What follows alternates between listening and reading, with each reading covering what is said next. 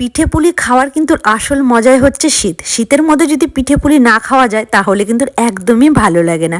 তো আমরা মা মেয়ে ভাইয়ের বউ সবাই মিলে বসে পড়েছি এবার পিঠে পুলি করতে। সবাই একসাথে করলে কিন্তু খুব তাড়াতাড়ি হয়। আর সেদিন আমরা অনেক রকমেরই পিঠে করেছিলাম। মেন তো করছিল আমার মা, আমরা হেল্প করছিলাম, মাঝে মাঝে আমরাও একটু করছিলাম, কারণ মার তো একটু বয়স হয়ে গেছে আর হাতে একটু প্রবলেম আছে, তো সম্পূর্ণ একা টানা আমার মা আবার পারছিল না। তো মাঝে মাঝে মা করছিল, আমি করছিলাম, ওদিকে আমার ভাইয়ের বউ করছিল।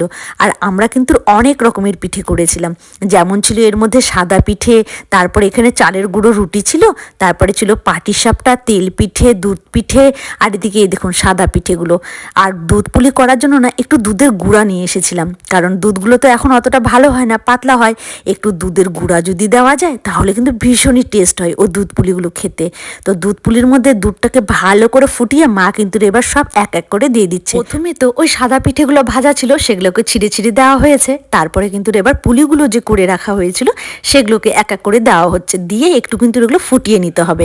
আর সব কিছু জানেন তো আমাদের উনুনে হয়েছিল, আর উনুন থাকলে কিন্তু বাড়িতে বেশ সুবিধে হয়। এবার লাস্টে কিন্তু রুটিগুলো দেওয়া হবে, কারণ রুটিগুলো পাতলা হয়, তো আগে দিলে কিন্তু মানে ছিঁড়ে ছিঁড়ে যায়, বেশ ভালো লাগে না। এই দেখুন কত সুন্দর হয়েছে না, আর কতগুলো হয়েছে। আর পিঠে না আমার আবার বাসি খেতে বেশি ভালো লাগে টাটকার থেকে।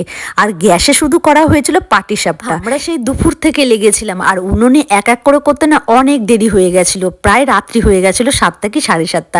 তাই মা বলছিল যে আমার ভাইয়ের বউকে তুমি গ্যাসেই এবার পিঠেগুলো পাটিসাপটাগুলো করে নাও।